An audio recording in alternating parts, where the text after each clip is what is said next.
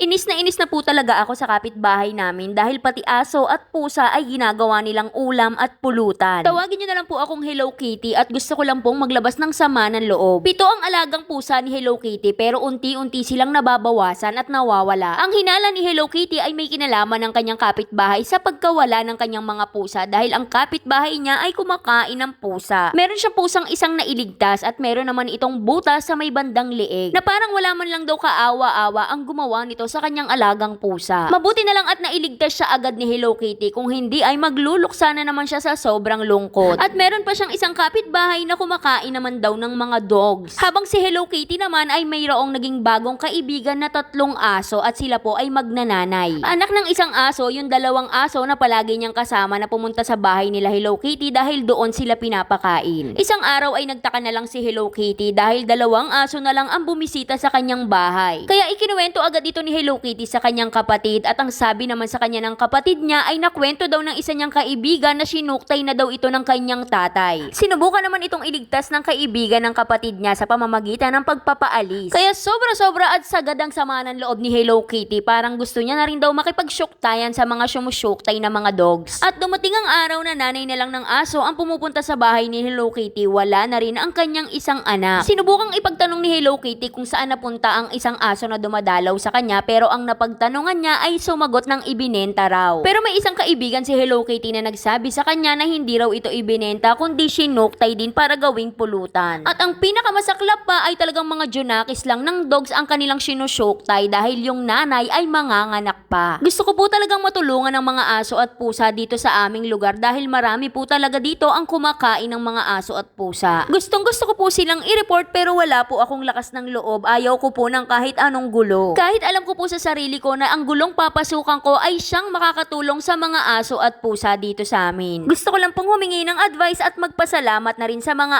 aral na naririnig ko at natututunan sa mga video nyo. Hanggang dito na lang, Ate Charis! At dahil dyan, meron muna akong ichichika, maiksi lang to dahil meron akong kakilala na halos ganito din ang nangyari sa kanya. Pero siya, ang gusto niyang tulungan ay yung kapitbahay nila na bata na 2 taong gulang lang na ginojombags ng kanyang modrakels. Awang-awa siya dun sa bata at gustong gusto niyang tulungan pero ayaw niyang magkaroon ng sariling problema. Kaya ang ginawa niyang paraan ay inalam niya kung ano yung buong pangalan ng sekretary nila sa barangay at doon siya nag-message gamit ang dummy account. Pero bago siya nag-message ay kumuha muna siya ng mga ebidensya kagaya ng pictures at videos na patunay na ginojombag talaga yung bata. Ilang araw lang daw ang lumipas ay nabalitaan niya na pinuntahan ng mga tauhan ng barangay yung mismong nanay ng bata. Hindi naman ata nireklamo nung una, parang kinausap lang tapos pinagsabihan. Ang kainaman lang sa pangyayaring yon ay nagbago daw yung ugali ng nanay, mas naging mahinahon at hindi na masyadong nananakit doon sa junakis. At kung sa akin ka humihingi ng advice, hindi ko naman sinasabing eto yung gawin mo pero baka pwede. Tapos magpakilala ka na lang doon sa message na isa ka lang concerned citizen at ayaw mo ng problema. Sabihin mo na lang ito yung paraan mo para kahit papano ay matulungan mo yung mga aso at pusa sa lugar nyo. Kaya para sa mga gustong sumulat, dito lang po yan sa ating Facebook page na Saycarp. Huwag kalimutan mag-follow para updated ka everyday. Kaya shoutout muna kay Mary Pongtod Garado, Antoinette Ferrer, Cheryl Zarate at Unica Solayaw. Kaya yun lang. Like and share para alam mo kung ano ulam namin bukas. Bye-bye!